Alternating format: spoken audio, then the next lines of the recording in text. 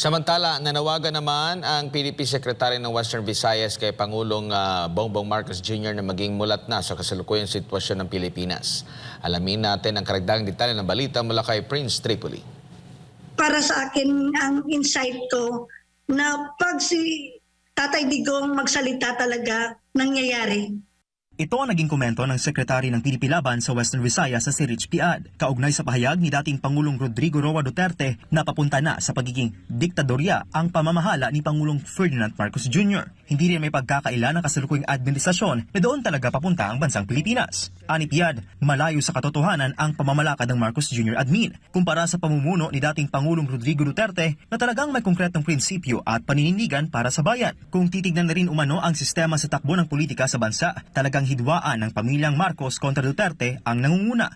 Indirect attack, that's one of my indirect attack on the side of the Dutertes, na talagang yung mga Pilipino ngayon is very, kung isipin mo, masakit titingnan ang nangyayari sa ating bansa.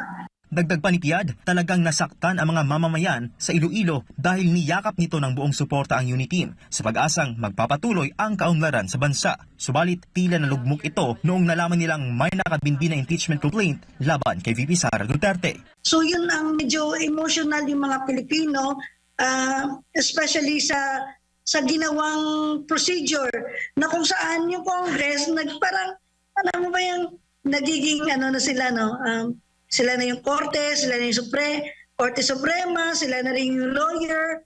Ano ba talaga yung pinaka-main duties ng isang kongreso, di ba? So dyan, for me, it looks like bias para sa akin.